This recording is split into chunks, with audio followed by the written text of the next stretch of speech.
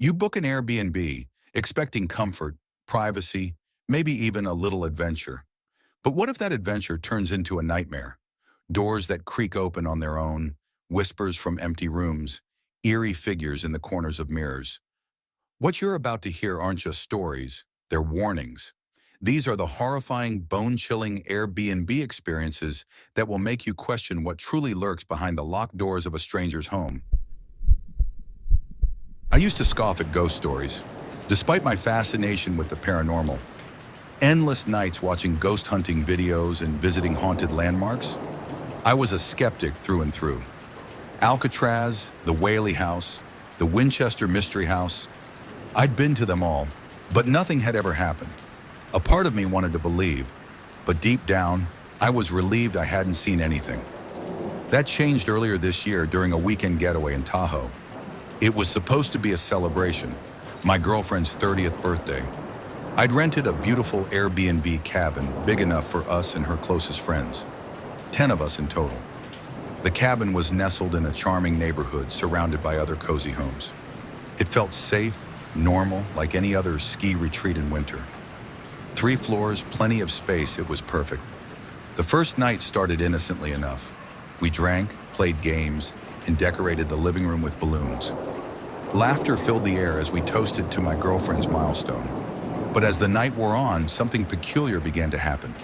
Balloons started popping at random. At first, someone joked it was the heat vents, but not all the balloons were near the vents. It didn't seem worth dwelling on. By the time we turned in, the house had grown quiet. Still, in the dead of night, I could hear faint pops echoing through the house, their sharp sounds unnervingly loud in the silence. The next day, we hit the slopes, returning exhausted but happy. After dinner and a bit more celebrating, we turned in earlier than the night before. It was nearing midnight when I first felt it, that creeping sense of unease. The cabin was cold, so I decided to head downstairs to adjust the thermostat. As I descended the dark staircase, I heard the unmistakable creak of floorboards behind me. I figured one of our friends across the hall had followed me, maybe for water or a late-night snack. The creaking stopped just behind me, near the kitchen. I paused at the thermostat and called out, "What's up, dude? Need something?" I turned around expecting to see someone, but the space was empty. My heart started pounding as a cold realization settled in. I wasn't alone, but no one was there. I quickly turned back to the thermostat, adjusted it, and hurried upstairs, forcing myself to rationalize what had just happened. Maybe the old wood floors were just settling, but that wasn't the end of it. About 30 minutes later, the chill hadn't lifted. Reluctantly, I decided to give the thermostat another nudge. This time I turned on the hallway light, letting its glow spill down the staircase. The house was eerily quiet as I descended. At the thermostat, I froze when I heard it. A soft clack, then the sound of the foosball rolling across the table near the fireplace. I was too far to have touched it, and no one else was downstairs. The ball came to rest with a faint thud against the wooden edge. I bolted upstairs without looking back. The next morning, I tried to push the events out of my mind. Maybe I was just tired. Maybe the foosball table shifted somehow.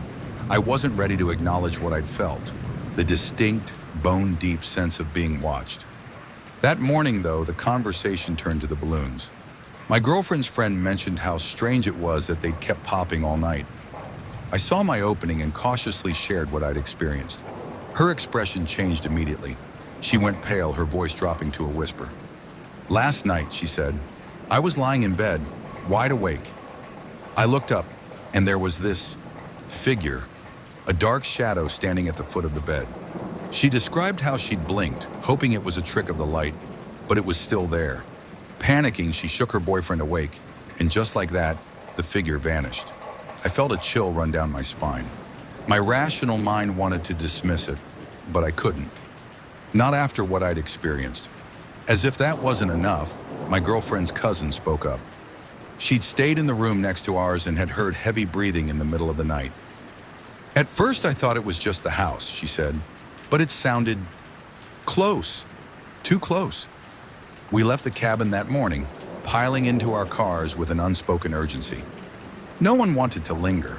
As the miles stretched between us and the cabin, the tension began to ease, but the unease never fully left me. The balloons, the footsteps, the shadow at the bed. They weren't isolated events. Taken together, they painted a picture I couldn't ignore. I've always been skeptical.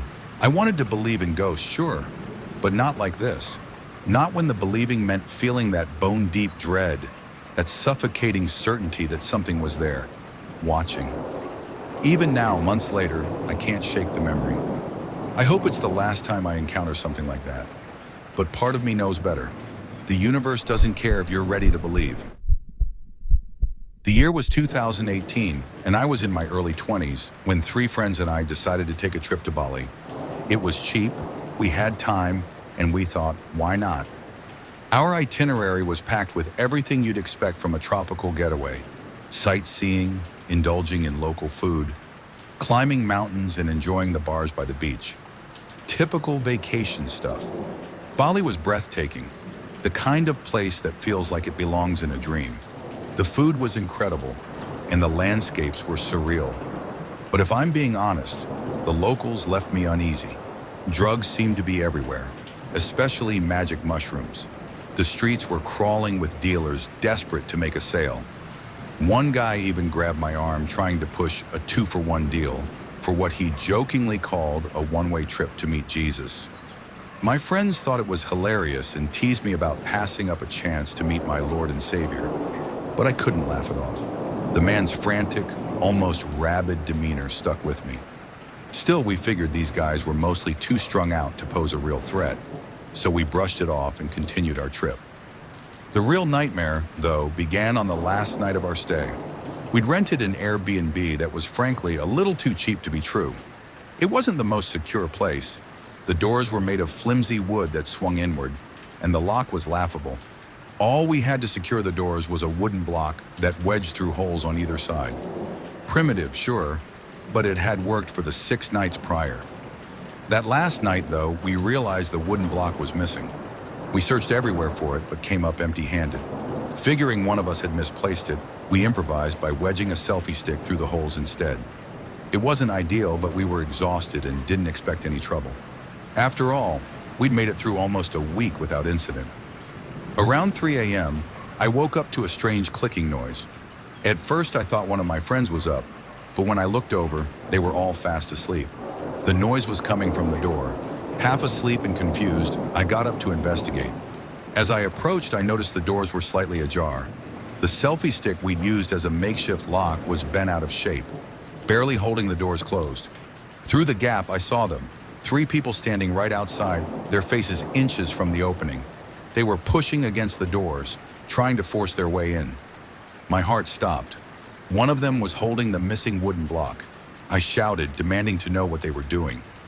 That's when I recognized one of them, a guy who worked as a cleaner for the Airbnb during the day. There was no reason for him to be there at that hour.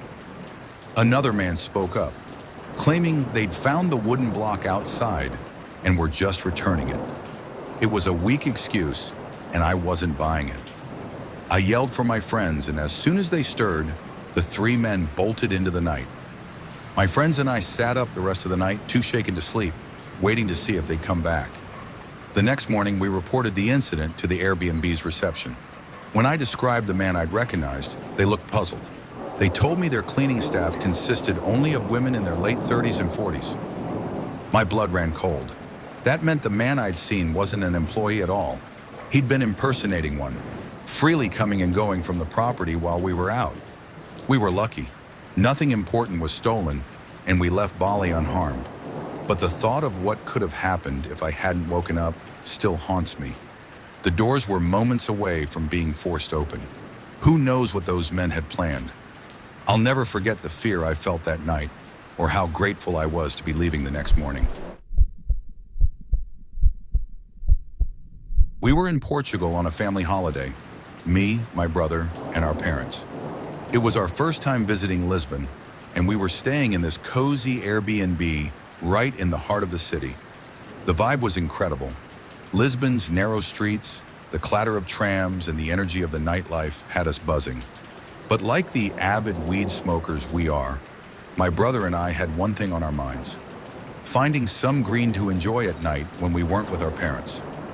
As you might know, drugs are decriminalized in Portugal. It's not technically legal, but the dealers in Lisbon don't seem to care. If you're young and don't look like you're traveling with your parents, you'll get approached constantly. Hashish, marijuana, cocaine, on average every 10 minutes. It's like an unspoken street vendor network. The first day we bought some hash from a random guy and it was decent enough. The second day, we scored some buds that were surprisingly good. By the third day, we felt confident in our street dealing navigation. So when a guy approached us near the square asking if we wanted buds, we didn't hesitate. He looked a bit like DJ Khaled, but smaller and a lot sketchier. He asked us to wait by a street corner while he went to get the stuff. We figured it was standard practice and waited. 5 minutes later, he came back and motioned for us to follow him. He led us into this dingy alleyway, and that's when things started to feel off. The air felt heavier, and the walls seemed to close in around us.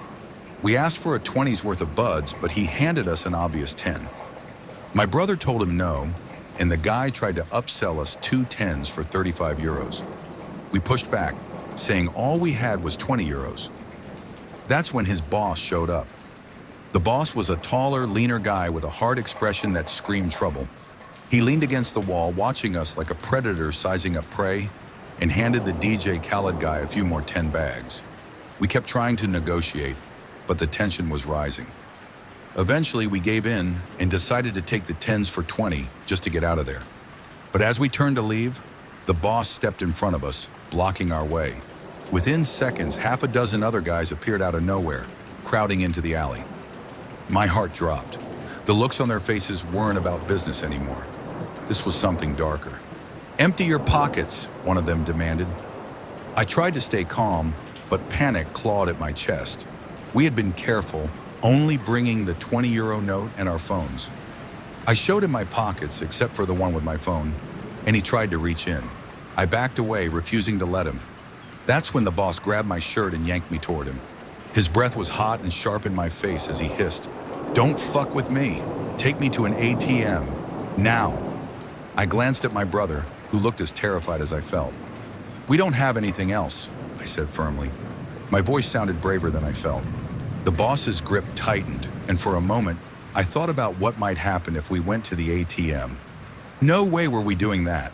Summoning what little courage I had, I lightly pushed him off me and said, "We're not going anywhere." Then, like a synchronized move, my brother and I bolted. We ducked past the crowd, trying to slip through the narrow space between them. For a second, I thought we'd made it, but they were faster. They caught up to my brother first, surrounding him and grabbing his arm to tear off his watch. Another guy tried to grab me, but I twisted away. My brother managed to shake off the guy holding his arm, and as soon as he broke free, we ran. I've never run so fast in my life. We darted into the street, dodging cars, and kept going, weaving through side streets and alleys. My heart was pounding in my ears, and I didn't dare look back. After what felt like 10 minutes of sprinting, we finally stopped in a quieter part of town, gasping for air. We'd lost them. The walk back to our Airbnb was nerve-wracking. Every shadow looked like one of them. Every sound made us jump. We were staying just a few blocks from where it all happened, and I couldn't shake the feeling they might be waiting for us. But luck was on our side that night. We made it back unscathed, with the 10s, our phones, our watches, and our lives. The next day, we didn't risk the streets again. Instead, we found a guy on Instagram who delivered to tourists. The difference was night and day. Fantastic buds, no drama, and no alleys. So if you're planning on indulging in Lisbon, here's my advice. Be careful. Some street dealers are all right, but others are just looking for a chance to rob you. Never carry more than you're willing to lose. And if something feels sketchy, trust your gut. Better yet, skip the street altogether and find a safer way. Stay safe out there, folks.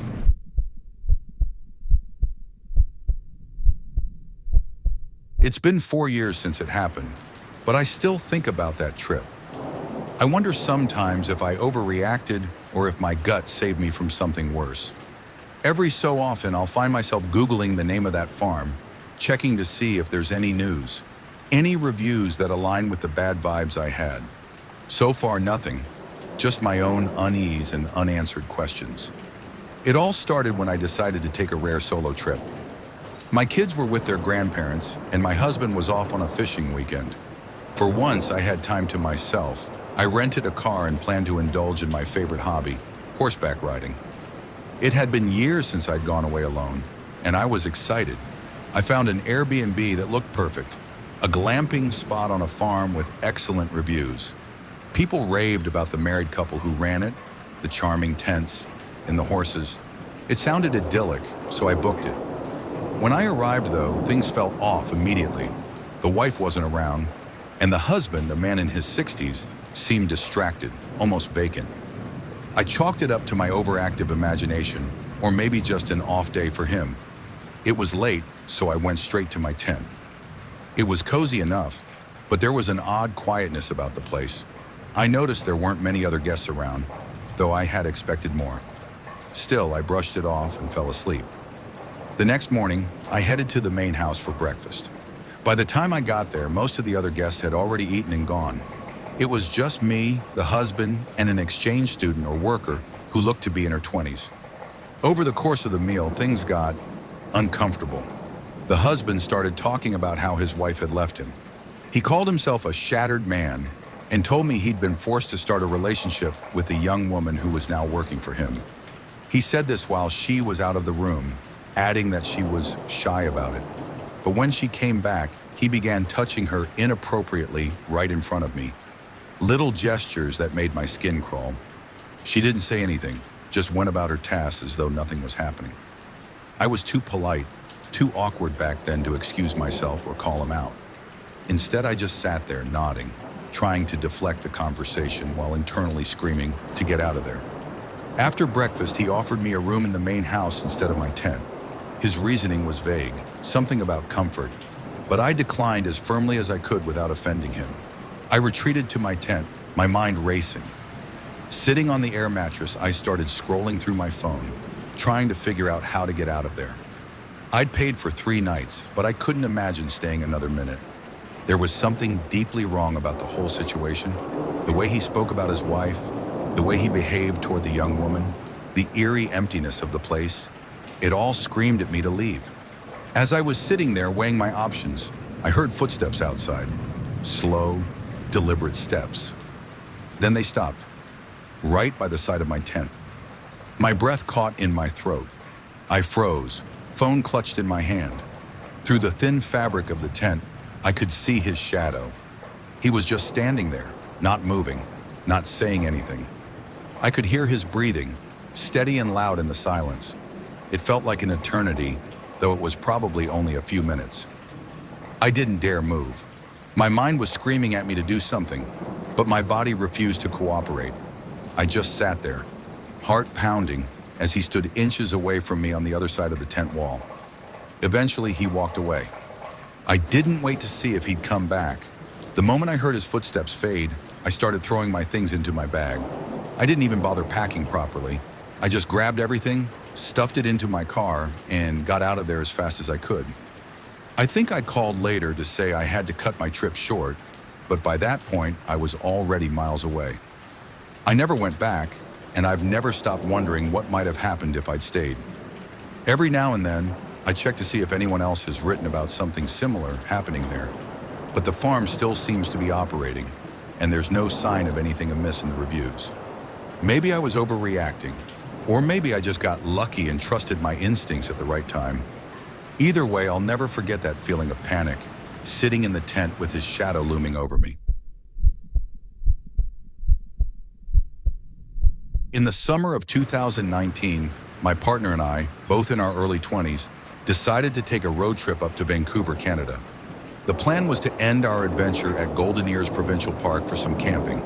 It was spring break, and we wanted to do something exciting and different.